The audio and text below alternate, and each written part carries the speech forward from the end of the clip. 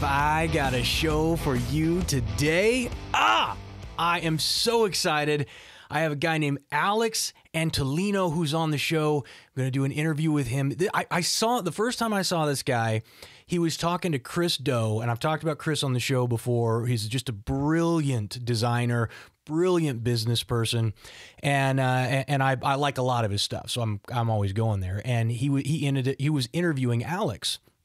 And I was so impressed with Alex and his discussion of creating content for social media and the value of that and where we're going from this idea, how advertising has changed, that I reached out to him and I said, will you come on the show and share? And he said he very graciously agreed. And so you are going to love my discussion with him. Remember, this weekend on Friday, Saturday, we've got the Influential Communication and Branding Workshop. You can still get a ticket up until the day of the event. After this show, I think if you weren't convinced before that you need to know how to do this, this show is going to do it for you. So without further ado, Alex. Alex, man, welcome to the show. Thank you so much for being here. I'm excited to talk to you. Thanks for having me. I'm super excited to do this. You know, I don't interview a lot of people on this show. It's mostly me talking, and every time I start to prepare for an interview, I get worried. I hope the interview is going to go well, but I got to tell you, dude, this is the first time I've ever done it, and I'm not worried at all because I've been binging the stuff that you've been putting out on social and on YouTube, and you're not just great. You don't just have great ideas and great strategies, but you're really good at talking about them and teaching everybody about them. And so I just know it's going to go really well. And it's exciting for me. Yeah. So I want to talk. Do it. Yeah. So I want to talk about this first of all. Because I've been doing this for a long time, and I've seen the progression and the change. Like I can remember back to being at Traffic and Conversion Summit, which is a big marketing event that happens every year in California, when there were only 600 people there, and somebody standing on stage and saying, "How many of you are using Facebook advertising?" And like maybe a dozen hands went up. Like Facebook advertising was still not a thing that guys were doing. And so that's kind of my perspective. And I've watched the change that's happened on social media as you went from really needing, in order to be one of the big players, you had to have big production value. And one of the things you've talked about, and that's kind of changing the game that TikTok did, was it went from needing to be high value to actually hurting you because you have such high value. Yeah? Correct. I think so. Yeah. In most cases, I have a very interesting idea about this. I think there's different places where you want to show up in different ways, but in general, this traditional mindset of the most expensive, the better, the most well-produced, the better, the most refined, the better, doesn't seem to be true for a lot of the different touch points on the whole customer journey. So we can talk about this. Yeah, I want you to kind of walk the audience through it. Is that why is the production value, and how is it good enough you can just whip out your phone now and literally just talk? Because I know there's a formula for grabbing the attention and kind of holding the attention, and I want to talk about that too. But is it really that detrimental? It's because I feel like there's not. Social media now has become so much of a connection point from person to person that overproducing it creates distance between you and the audience. Is that kind of the way you read it too? That's it. I mean, I think I always say brands are like people, right? So I spent 8 years developing the brand at Typeform as the creative director, building the creative team. And when I joined Typeform, I joined as a filmmaker. The company were 30 people. It's 500 people now. So I actually had no previous experience on marketing, branding whatsoever. So I kind of had to figure out on my own. And one of the things that I realized very early on my journey was that this kind of realization moment that brands are like people. So whatever you would not do in a real life situation as a person, don't do it as a brand. And the other way around applies too. If whatever you would do as a person, do it as a brand, it probably will work. So with this mindset, I've kind of been building brands, and it's honestly, it's been working like every time.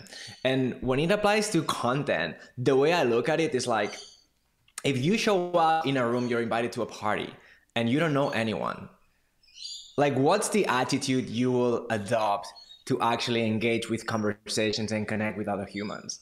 Usually what I would tend to do is like try to shut up, ask a lot of questions, be genuinely interested in other people, and then just let it happen naturally. Mm-hmm. But this is not what brands do most of the time. They'll not know you, and then they'll show up with like a flashy ad just talking about themselves. This is like me walking into that room and saying, hey, by the way, my Ferrari is outside, and look at my like watch and like shit like that. Everyone be like, who's that douchebag?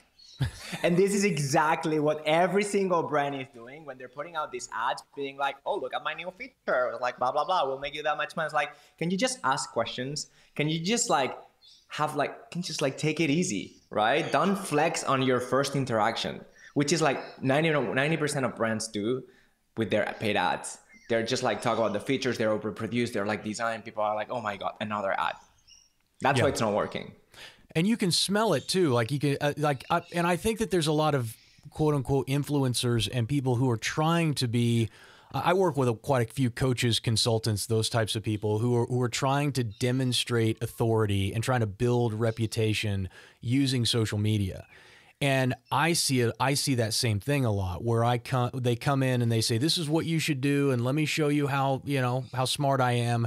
And it's not, it can be subtle, but it's not client focused. It's not follower focused. It's focused internally on them. And how do you, when you see that in somebody's content, how do you shift it from being all about me and look at me to being all about the viewer? Well, I think there's different approaches in different stages of a marketing funnel, right? So let's say you're a coach, you're an entrepreneur, and you're trying to build your brand through content organically, right? I think in the same way, like in a relationship, you have different moments and you want to like be yourself all the time, but adjust to the context. You want to do that with your content as well. So for example, brand awareness, when you're putting out paid ads, you're literally hijacking attention. You're actually buying attention to display your stuff. That's not the moment, in my opinion, to be flexy and to talk about yourself. That's the moment to like talk about something that people are already interested in. So I've seen a couple of really good ads, and I do this with my fingers because I don't think as these pieces of ads anymore. But they are technically their ads because they're promoting a new product. So Adobe, I don't know if you've heard of Adobe Fireflies. This is like this AI tool that Adobe is launching. Yep. And I think last week I saw 2 or 3 pieces that some of the creators I follow, Karen X Chang, Tejas Hulur, they shared a couple of pieces on their Instagrams about the tool, right? But what I thought was interesting is that they don't take you through all the features, right? They just talk about how, for example, this tool might be changing AI, or how this tool might improve your thumbnails for YouTube. So it's not, the focus is not the product, it's the story or the conversation that's relevant, and then the product is just there to like support it.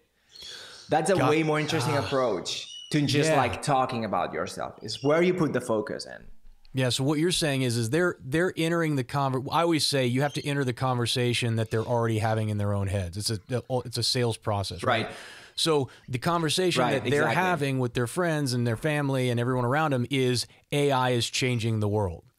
And what they're doing is entering that conversation and saying, here's one example of that. And they get product exposure that way, but it's relevant and interesting to the viewer.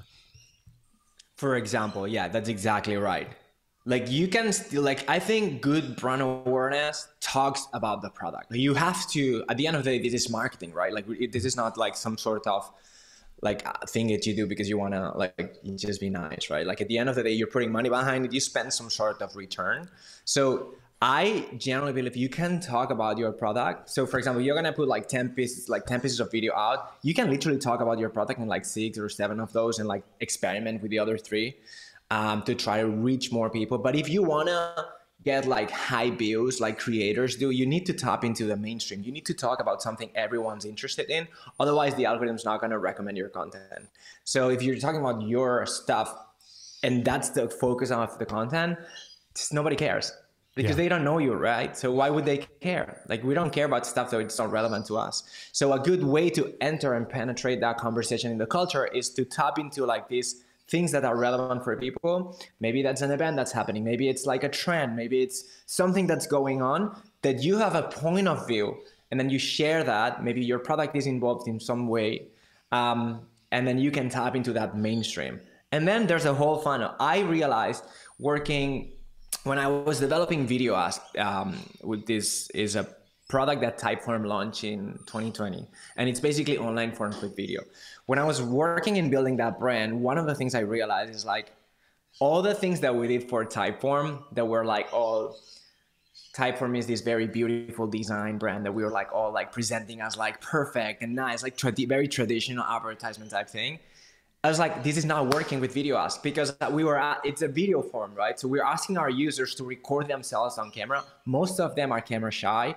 They've never done that before. So we need to lower the barrier of entry for the product. So we realized I cannot overproduce this shit because then I'm creating a barrier with them. Like, I'm like intimidating them.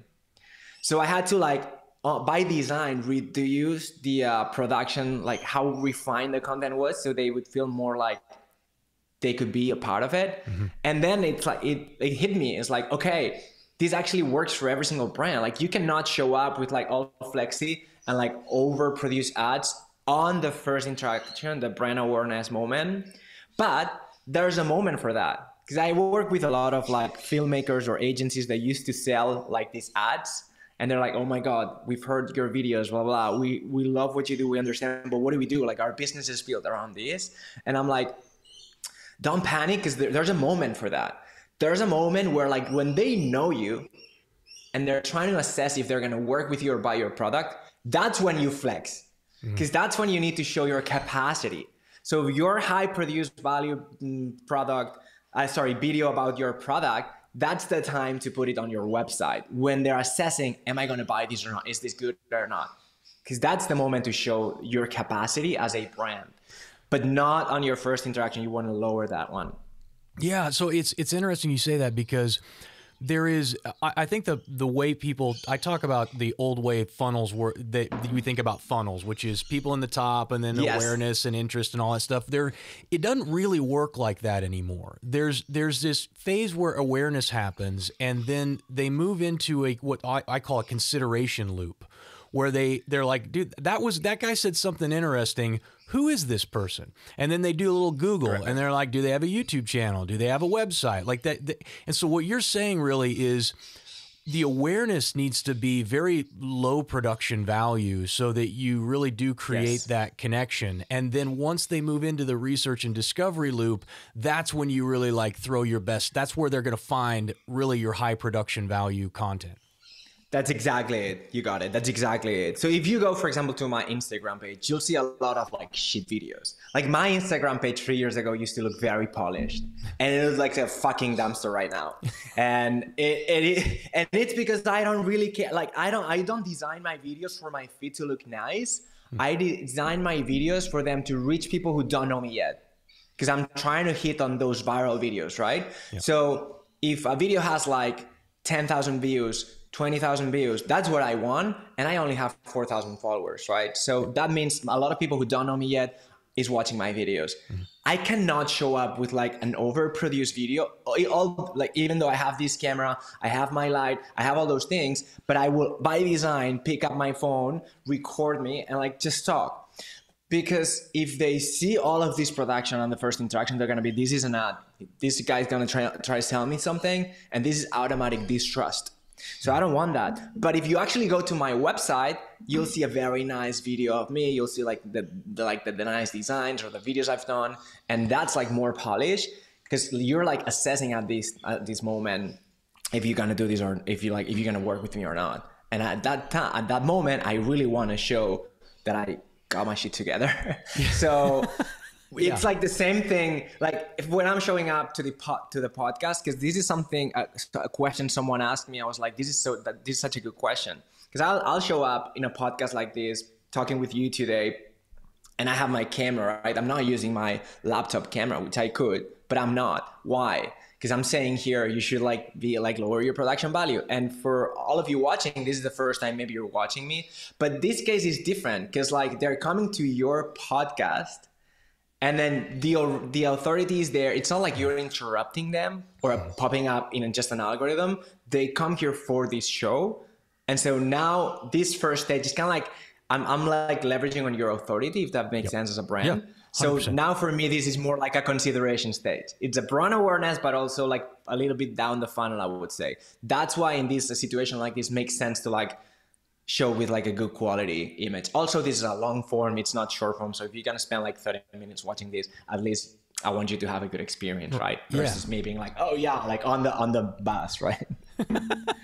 No, totally. Okay, so I have so many questions, and I want you to explain so much stuff that I've been learning from you. So first of all, everyone needs to understand, my audience, most of you guys know I started this new Instagram channel about a little over a month ago, maybe a month and a half ago. And it now I've got about 730, 740 followers on there.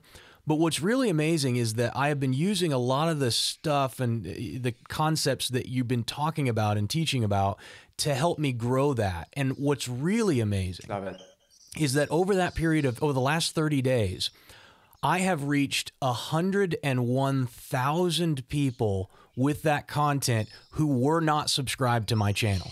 101,000 views from people that I don't know who got exposure to me. And that's what's really helping to grow that audience right now. And I'm getting better at figuring out how to get these things to go to 10,000 views, 15,000 views. It's blowing my mind. It really is, because I struggled for years trying to figure out how to get people to see my stuff. I'm like, all these guys, all these stupid videos with people, and they're not doing anything except putting crap out, and look at them, they got these huge followings. And I'm starting to figure it out, and it makes me really happy. But one of the problems I'm having now is that I recognize that a lot of my content is very niche. And so before we get to kind of talking about formulas for doing the videos and how you do that, one of the questions this is the question I've been processing. I wrote it down. It's like I want to ask it every day so that my brain starts thinking about it. But how do I create content with wide appeal that also helps me achieve my overall goals in terms of my business? So right now, I think one of the reasons that I'm getting stuck at 10,000 or 15,000 views is that when the algorithm tries to expose my content to a broader audience that's maybe outside of business and that area, it just dies. And so the algorithm says, oh, okay, it's only good for this kind of narrow swath of people. Am I misreading it, or is that probably happening? I have no idea. So here's the thing. I like all the things I say here is like based in my own experimentation, my own experience, and the work I do with the people I work with, right? So I don't know anyone at Facebook or Meta or TikTok. So all the things that I say are based on my experience. So I wouldn't be able to tell you if that's the case or not. But what I believe is that it's just a retention thing. Honestly, I don't think it's like a niche or industry type thing. If your video is good, the algorithm will push it. And by good, I mean what the algorithm understands by good. And this I know because I talk with this I can say that I've talked with someone at YouTube, the lead product for discovery on YouTube. So the YouTube page when like they show you the things. Mm-hmm. His name is Todd, and he told me on Twitter that what the algorithm does on YouTube to recommend your content is viewer satisfaction. And by viewer satisfaction, it's a compound of all the different like metrics that they have to measure that, right? So it's the most important one is retention, right? So do they watch till the end? If not, what's the percentage of the video they watch, right? So for long form, Mr. Beast is hitting like 80% retention rate, which is insane. If you ever done a video on YouTube, having 80% retention rate is like really insane. That's why his videos go viral all the time. Then if you go down that number, like for example, my videos are now that I'm getting started on YouTube are like at the 30-40% retention rate. There's a big drop at the beginning. You've probably seen that if you're making content. Yeah. For short form, you need to be on like 90 or 95 at least, because the video is so short that it's easier for them to watch the entire thing. So you need even like higher retention. My experience is that if you have people engaging on your video, meaning comments, likes, shares, then your retention is really, really high. This video is unstoppable. And I got a video go viral on TikTok. I had 179 followers, not 100,000 followers, 779 followers, period. And that video, like all of a sudden blew up to like 2 million views. And that's like, for me, this level of exposure is just insane. Yeah. Like the fact that as a business or entrepreneur or a freelance, whatever, you can get that exposure for free, that's unheard of. Well, that's why I'm like, if you're running a business, like just make content, figure it out. Yeah. And that's so I agree with you 100%. I think and I don't know how long this window is going to stay open, but like everybody needs to be maximizing it, especially those of you who are listening to the show who are really new and you don't have a marketing budget. You know, Alex works with some big companies, but most folks, their marketing budget is really limited. And if you want to start building that, that following and really start reaching it, the way to do it is through this short form content. I think pretty much all of the growth that I've seen on my Instagram channel has come from short form reels. And I'm testing some different stuff. Like sometimes I post like quotes from Twitter and stuff that I write. And I thought, well, those don't get nearly as much traction as a reel does. So why don't I just turn that into a reel and see if that will, again, maybe we can catch fire with some of the content that way. I don't know whether that'll work or not, but that's one of the things I'm trying too.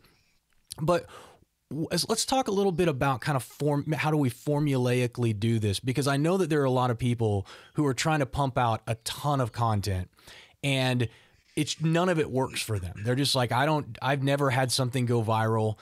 Talk a little bit about the formula that you would use or that you would teach to somebody who wants to do that and wants to get better at it.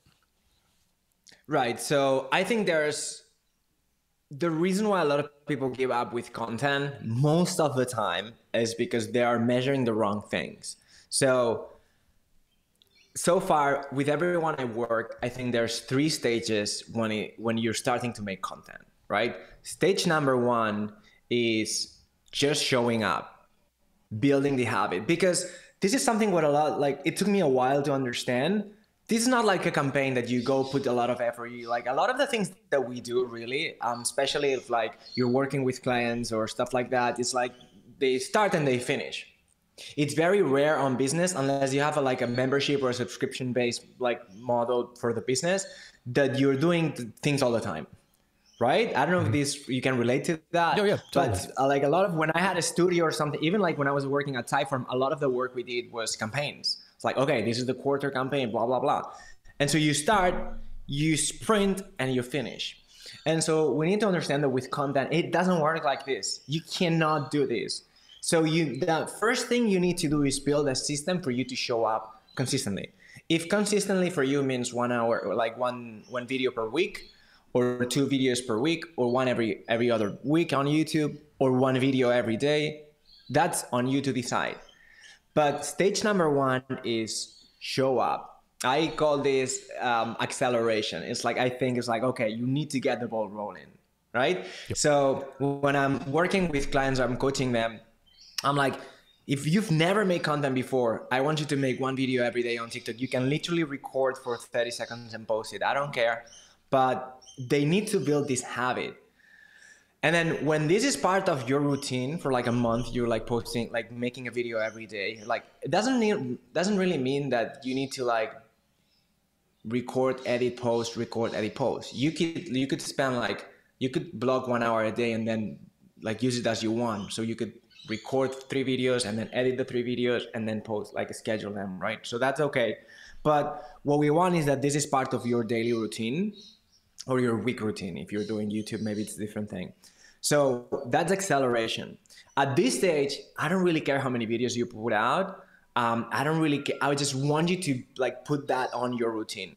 And when that's on your routine, you can move to like stage 2, which is output. So how many videos are you putting out? Can you put out the videos that you set out to publish, right? So if you want to put out video every other week, have you done this for 2 months?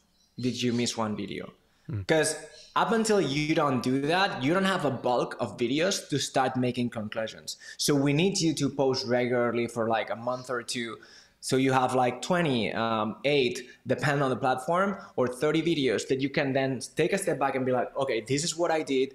From these 10 videos, this took off a little bit, went viral. Because I feel like you can have a video go viral. If you have like 1,000 followers and then you're getting like 2,000 views per video or something, or like 600 views per video, and then one video has like 3,000, that's a video that went viral for you. You don't need like the 2 million, right? Yeah. So that's what you want to identify, and then try to reverse engineer. And then that's when you go to stage number 3, which is optimization. And that's when you're looking at your analytics and you're like starting to see, okay, why did this video do so well? And you make some assumptions and then test them. And then at some point you find something, you repeat it, and then that's your thing. Like if you look at every creator, that's what they do. Like they find a formula that works. They repeat that formula over and over and over. And then from 10 videos, they'll repeat the formula 7 times to keep growing, but then they'll experiment with the new formula for 3 other videos. So they leave a margin for innovation on their videos. And this is what, for example, this guy, Caleb Simpson, I don't know if you know him, but this is like, you've probably seen one of his videos, how much you pay for rent in New York. Oh yeah, I have seen that. Yeah. Yes. Right. Of course. So this guy has been making content for like 5 years. Like, I think he's a great case study because he's been doing content for 5 years. Nothing really worked out for him. And then he made this series, what's your favorite pizza in New York? And then he was doing this thinking that, this was getting him more views than the rest. So he turned this into a series. And then one day was like, how much do you pay for rent in New York? And that video went viral. And he's like, wait a minute, I have this pizza formula. Let me implement it to this. So he repeated and every video went viral. I was like, that's my formula. And then every now and then you'll see him trying something different, but that's his thing. So the way to go is for me is like start creating the habit, then measure your output, and then try to improve that output in terms of performance. Yeah, that's what I would say. Okay. That's what I'm doing. So, frankly, I'm doing exactly the same thing. I want to, so a lot of my audience is not, like, content marketing is a part of their marketing strategy. For some of them, it is their marketing strategy, but they actually have businesses that they're trying to run too. I was posting, one of the things I've figured out how to do, or I figured out was really effective is, hey, posting once a week is okay, but it's not nearly as effective as posting 3 times a day. As long as some of it's super valuable, some of it's okay value, but more is better than not more. But there's this sense that, like, I went from posting once every couple of weeks to posting, 2 to 3 times a day. I do 60, 80 posts on Instagram a month now. And that's awesome. Can you talk to me? You have something called the inverted content pyramid framework, and it's the anti Gary V strategy. Because I got to say something here. I dislike him immensely because he offers terribly vapid advice, and it's like, he would assume his content strategy is shoot a bunch of video, then you go and break it down into a blog post, then you break it down into 8 short form pieces of content and all this stuff, and then boom, you got 60 pieces of content. It's like, dude, my job, there's no way I would have time to do that, ever.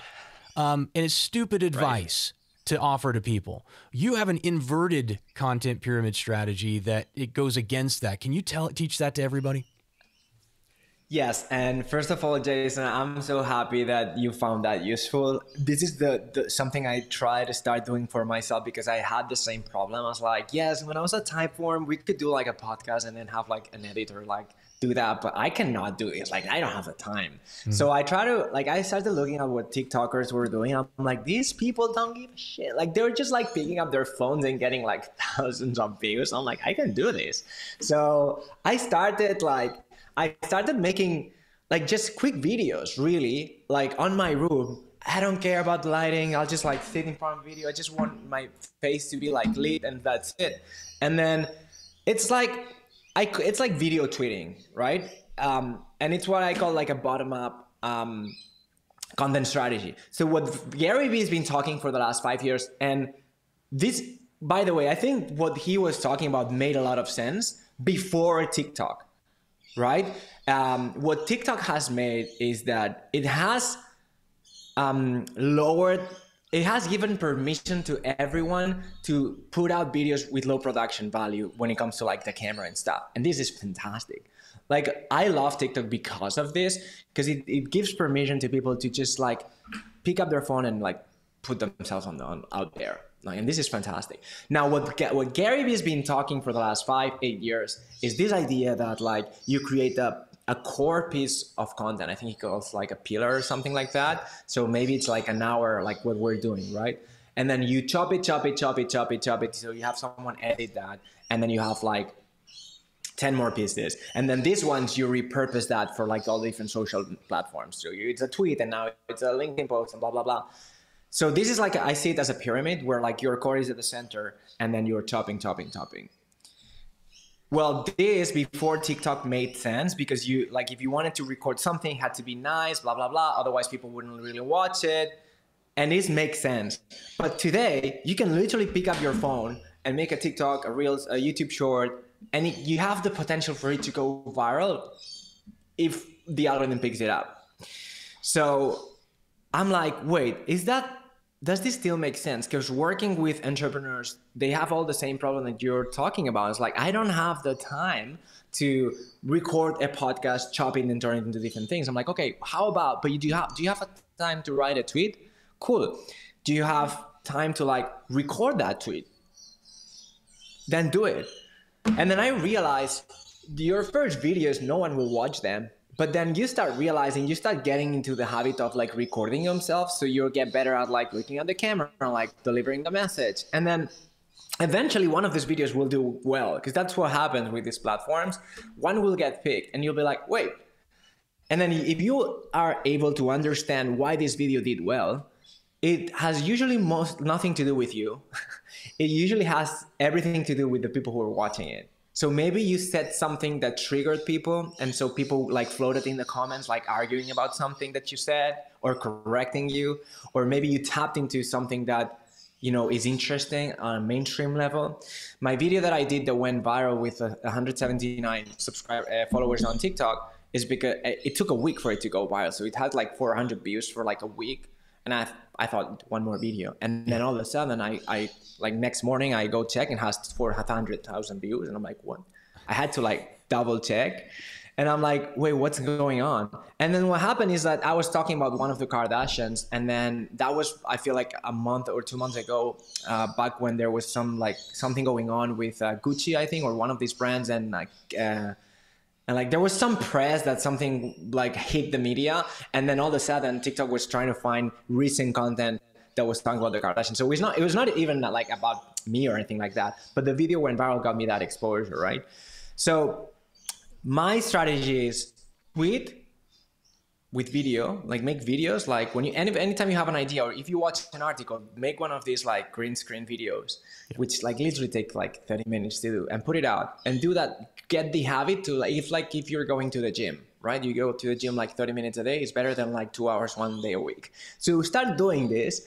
And then when you see that something really works, or people actually like start floating the comments, that's when you scale it up.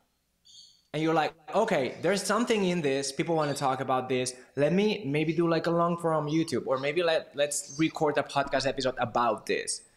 And then if you see, again, engagement, do this at a bigger scale. So instead of like from big effort, like make one piece and then chop it down, because if that core piece didn't resonate, very likely other pieces won't. And then you put all this time and effort, and then you're wasting your time. Yeah. But if you're just like putting out like video, like short video like that, maybe you have your camera ready, or maybe you just have your phone, and then something hits, then you can turn it into longer piece of content. I did this. The video that went viral, then I turned it into like a longer video, and then it did well. And then I turned it into like a talk for a conference when I went to Melbourne to give a talk at a conference, right? And it did well. And so that's why I'm like, I know it's gonna do well because I've done it like a few times already in like shorter formats, and it's done well over time. So why would it not do well now? So it's kind of like more safe, and it saves you tons of time, and you're putting out way much more content. So that's the bottom up content strategy that I'm using. No, I love it. Actually, I was doing something similar before I found out until you explained how you kind of did it.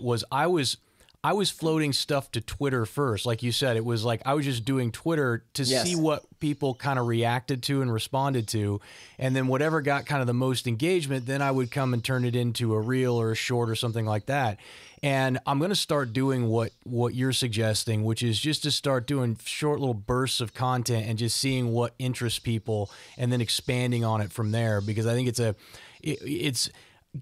there is nothing worse than spending weeks or months in preparation to create something, and then you throw it out there and it just catches nothing. It just like falls like a stone. It just gave me anxiety because I've been there so many times. Well, that's the way we used to do it. You know, that was the way you'd have these big, like you said, big campaigns. We work on them for 3 months, and then we go out and try and sell something and do a big marketing campaign. And dude, there's nothing scarier than wondering whether it'll work. And now with, by just doing it the way you laid out, it removes all of that time and investment risk from you, because you're starting from something that you already know. That's one of the biggest problems that I have biggest problems that new business owners have, is that they have this idea for a product, but they have no idea whether or not there's going to be any demand for it. And what typically happens is they pour a bunch of time and effort into developing this thing, only to find out that nobody will buy it. And so we work from a minimum viable product, position, and to start with something basic. And that's really what you're saying. This is my MVP 100%. idea. Yeah, and then go from there. 100%. I took this from tech. This is iterating your content. And by the way, I apply this to everything that I do. I apply this to brands. When I'm building brands, I apply this to my content. I don't want to spend a lot of time on something that I don't know if people are gonna like or not. Why would I do that? That makes no sense. And if I do this, it's because I'm like, it's on me. Like, it's because I'm trying to do something perfect. What is perfection, right? So I would rather put out a lot of stuff. And I love how you say, Jason, that you've been doing this on Twitter. I've heard a lot of people who actually use Twitter this way, which is like bump ideas anytime they have like an idea. For me, I never figured out Twitter. I'm not a writing or reading person. I'm like a very visual person. So for me, video is like my thing, right? And so I'm like, let me try this on video, because again, TikTok made this accessible for everyone, and now it's acceptable that you can show up with your camera, and actually it works better than if you're overproducing it. I have a million examples of this that I've done in the past. So just put out videos, simple videos, and then when something works, scale that up. And if that works, continue. There's no limit to how long you can continue scaling that up. And I feel like not enough people are doing this. And you said it before, there's a window right now. We don't know how much long this is gonna last. Take advantage of it, because every single platform now is fighting to become the king of short form. Mm-hmm. TikTok introduced it, and everyone realized, oh my God. Because this is very interesting what happened with TikTok. With the discovery-based algorithm, what TikTok is really good for is because they created this algorithm that you don't need followers to get exposure.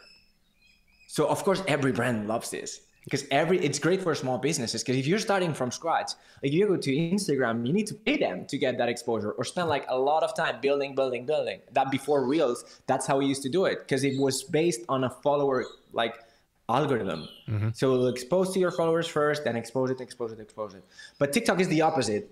They'll expose it to everyone, and then if it doesn't work, they'll expose it to more people. So actually, I've been working recently with a TikToker that has 300,000 followers, and we were looking at these videos. He would get viral videos consistently, like prank type content.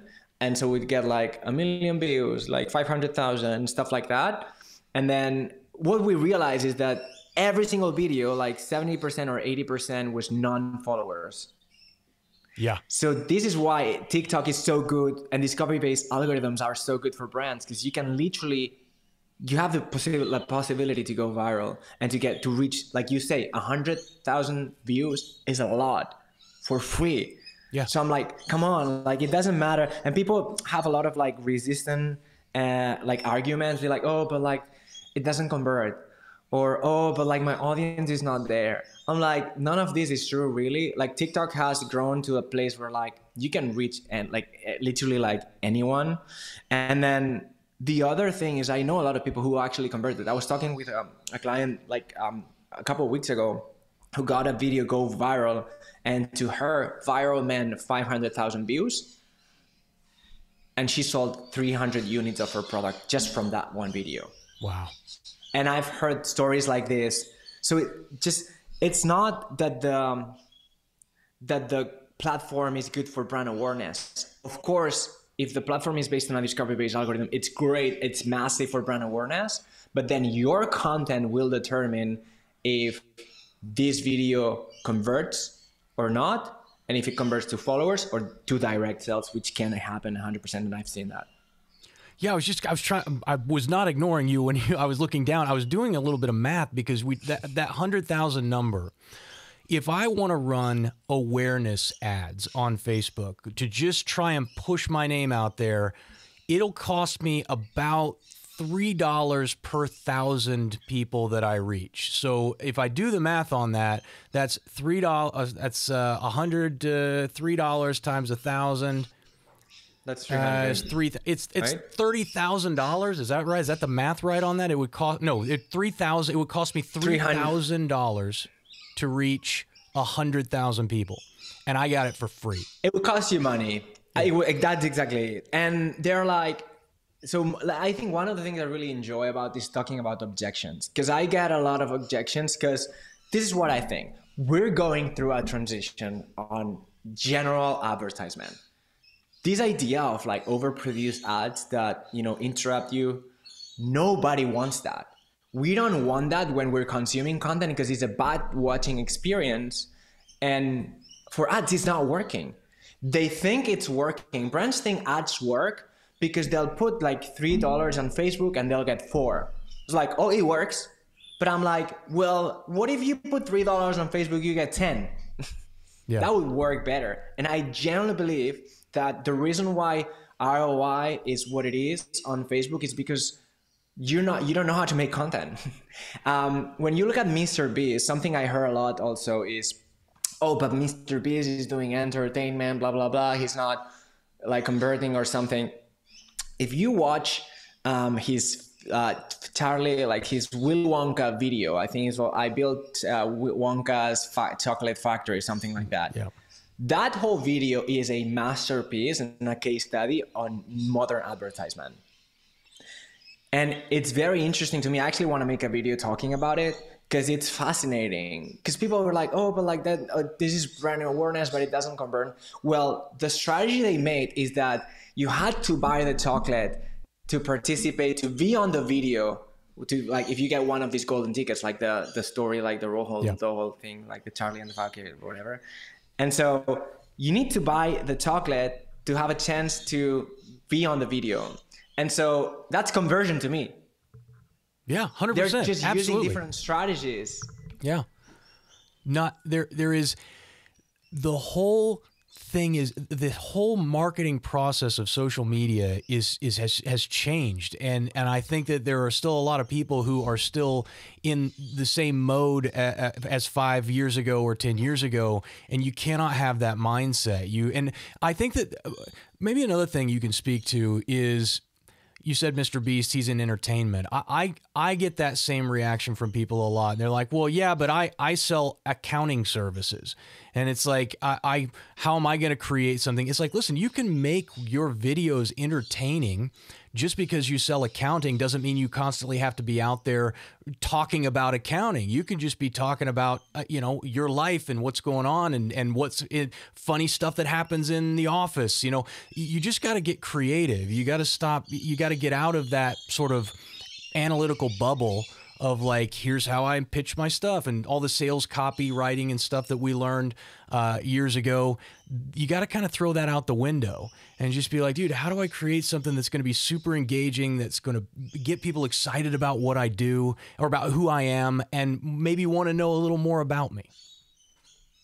And honestly, the key today is it's all story. It's all about stories, storytelling. I've seen people literally like multiply by 10 their reach overnight, consistently, from going from like giving advice. These are the 3 things that you need to do, blah, blah, blah, blah, blah, to actually telling stories. It's insane. It's like I've seen it all the time. And telling a story is not that complicated if you know how they work. It's very simple. I wanted to do this, but then something got in the way and I did this. Seemed like I was gonna fix it, but I didn't. And then finally I did something new and then I fixed it. And then everyone was happy. But wait, did I really fix it? Watch the next video. And that's it. It's as simple as that. And that's it. And when I started film, when I was like 18 years old, went to film school. And I never got it. I never figured it out. I was really good at directing like the technical part, so that's why I became like a cinematographer. I was really good with the camera. I was really good so I come from that like traditional like advertisement world. And so I never figured out storytelling because I was analyzing the movies that I liked at that time and they were complex. I was looking at Kubrick. I was looking at like Spielberg. I'm like, how am I gonna figure out storytelling when they have like gazillion narrative, like a lot of things happening at the same time. They mix genres. It was tough. So I never got it. But I was watching Mr. Beast like 3 years ago and I'm like, that's it. Because it's on your face. Like literally the first 20 seconds of the video, he'll tell you the whole story. Yeah. And he'll like verbalize it. He'll be like, oh, hey guys, today we're going to explode a bus, but then I don't know if it's going to blah, blah, blah. And then we're going to rob a hotel and like explode a airplane. And you're like, okay, you just told me the whole plot of the movie that I'm going to watch now. And so if you want to learn storytelling, go see these dumb videos because it's so on your face that it's impossible not to learn. And then so apply this to your stories. Yeah, no, I'm so glad. Your content.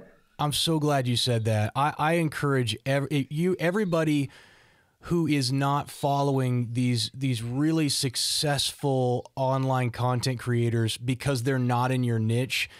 Don't assume that they don't have value to teach. There's a massive amount of value in watching Mr. Beast's videos and seeing how he puts them together. And if you're only in your little bubble where you follow just your competitors and what they're doing, you're missing out on a world of information. Yeah. And I'm glad you 100%. Brought up story. Yeah, I'm glad you brought up story too, because in about a week, this is a really good time for us to have this conversation because in about a week, I'm going to be holding a big event that I do every year called the Influential Communication and Branding Workshop. And there's a big portion of that is all about story. So we talk about neuroscience, behavioral science, why the brain works and what we're actually doing. And then we move into how do we create a personal narrative? How do you tell a story around that narrative, right? And just kind of walk people through the process of building a really effective brand, whether personal, really more personal than corporate, but you can do either one. And what you said is just like, I think story is selling. I think that's the same thing. If you're not telling stories, you're not effective as a communicator. 100%. And you're so right. And honestly, I don't like Mr. Beast videos. Like obviously I'm not the target. Yep. And same for Eric. There's this other YouTuber. Like if someone is able to grow from 0 to 1 million in 1 year, you really want to take a look at what's going on there. Because these guys getting millions of views for free. And not just that, but he's getting paid to get those views. So guess what? When Mr. Beast did the Feastables video, which is called like I made the Willy Wonka factory or something, but it's a Feastables ad, he not only pays to advertise, he gets paid. YouTube pays him to make an ad that converts because he's selling chocolate. Like, this is just so mind blowing. So 100% you should be looking at what these people are doing. Eric, I don't like what he's doing, but I watch every single video because I'm trying to reverse engineer how is he doing it. And you learn so much by doing that. And look, I think it's a transition that we're going through from traditional advertisement, and it's a different skill set and it's a different mindset. Before we like us, we're trained to make things the best possible. And this is like, I spent like 4 years learning how to do that. Then I spent 15 years in my professional career learning how to do the greatest, like, of the best things, right?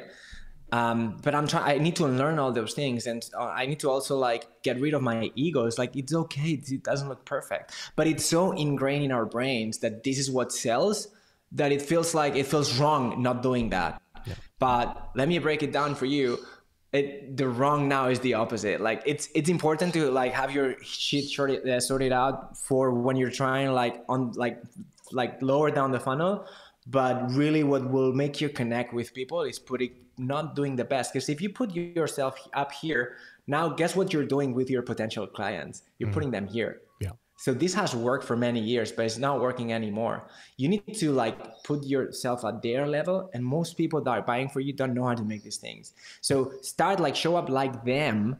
Don't show your Ferrari or don't show your freaking like whatever, and then just show up like a normal human, and they'll listen to you. And then when you've got their attention, if they're interested, they'll buy. But that's the process. Where do you think, I want to talk about this and then I'll let you go, but where do you think that we're going? You've talked a lot about Web3 and what this advertising and content is going to look like as we transition from where we're at now into Web3. Can you talk a little bit about what Web3 is and where you think this is all going to go? Right. So I think the creator economy, which is understood as people making content basically, and like the industry that's built around it, I think that's replacing advertisement. I think the big agencies creating these like super crazy Super Bowl ads, it's just going away. When you start looking at the numbers and you see that like to buy space on the Super Bowl, it's like $7 million for 30 seconds. And then freaking Mr. Beast gets that and gets paid to do that. There's just something that doesn't really like, it doesn't add up. So I think this is like a thing of the past. And honestly, what I believe it's happening, TikTok, because it gives a mic to everyone. What TikTok has done is normalize word of mouth. So I personally think that in like every aspect of society, we're going to like a decentralized world. Web3 is all about decentralization, right? So your bank doesn't own your money. It's like when you look at DAOs and what's going on with like, the different ways people are trying to organize their communities, that's like more decentralized. No one is the visible leader, but like everyone does something. I think there's an interest and a passion for everyone as a society and community to go to like, no one holds the power anymore. We all hold a tiny bit of fraction of that power. And so when you apply this to advertisement, I'm sorry NFL, or I'm sorry like freaking big agency, but times are changing and small creators actually know how to get more views for free than you, charging like millions of dollars. So when people actually realize that, and that's what my whole mission is, like that's what I'm trying to help people realize, that they're not putting the money in the right place. That's it. It's very fast that happens. Like you say, it's happening for you. Like you've got all these hundreds of thousands of views for free. And so this is, anyone can do this. You said you had like 700 subscribers or something, or followers. Yeah. Like that's it. Anyone can do this. Anyone can do this. So when people realize this and actually start experimenting with this, what do you think is going to happen? What's going to happen is that the people who are going to dominate advertisement is the people who have those skills. Because this is one thing that I want to put out here for everyone watching this. When you think, why do you think advertisement looks why it looks like today? Has anyone asked that question? Why do you watch these overproduced ads? I've had asked myself this question a lot, and my conclusion is that advertisement imitates art all the time. So when you look at like 90s, the thing that people, the top thing, and the people that were the attention was going to the films, and 80s, 90s, like Spielberg, all of that. So ads replicated that and emulated that language to get you interested in their messages. Now, what's happening? Yeah. So I'm sorry to interrupt, but I'm thinking about the Apple ad, 1984. Yes, exactly. Exactly what you're talking about. Yeah. Right. So that's a great example of like, let's make a movie and people will be interested in what we have to say, because people are interested in movies. Then the MTV era came out, and then music videos, right? And so ads were like, wait a minute, attention is going to music videos, so let's make our ads like music videos. So then you started seeing like Pepsi partnering up with like the Spice Girls and Britney and like all that stuff. And so you have this 2000 era where like ads look like music videos and like super flashy, nice cinematography and all of that. But guess what? We've moved past that. And so we're in the era of YouTube and like one-on-one conversations. But the advertisement industry has like, it's always downplayed this movement because it was not professional.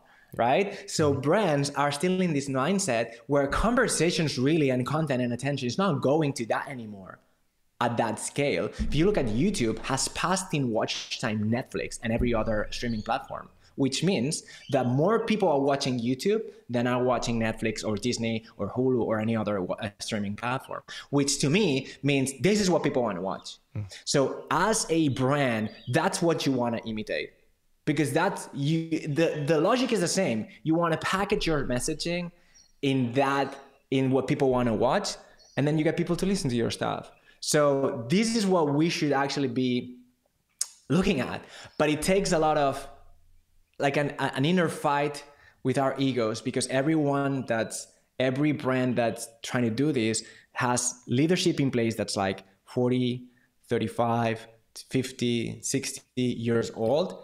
They by default they downplay all of this because it could be their kids. Yeah. So it takes a lot of work internally to be like, this freaking like 20-year-old kid knows actually how to connect with people more than I do. So I might listen to that and see what they're doing. And it's not easy.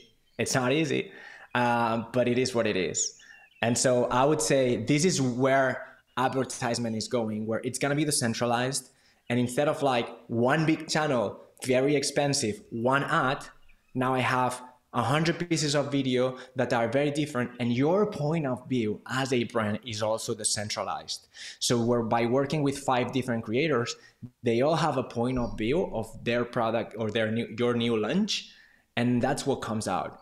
And that's why people listen, because they listen to them, not to you. So that to me is like decentralized advertisement. And I think this is where we're going, and creators are going to run this. Dude, this has been such a great conversation. I really appreciate you coming on and sharing your knowledge with everybody. I'm sure there are going to be some people who want maybe to work with you, who want to follow up with you. How best do they do that? Yeah, you can subscribe to my YouTube channel where I talk about these things. I put a video out every week and more short form stuff. And if you wanna talk to me directly, just DM me on Instagram at Antolino. My YouTube is at Alex Antolino. So you can find me in these places. I would say if you want to watch more stuff like this, go to YouTube, because I'm putting a lot of stuff every week. Oh, perfect, man. I'll leave all that in the description. But dude, again, thanks for coming on. It's been a great conversation. Love it, Jason. Thanks for bringing up also the space to have these conversations, because I think it's important to like we help brands to like actually get more out of their advertisement dollars. So thanks for that. Yeah, thanks for 100%, man.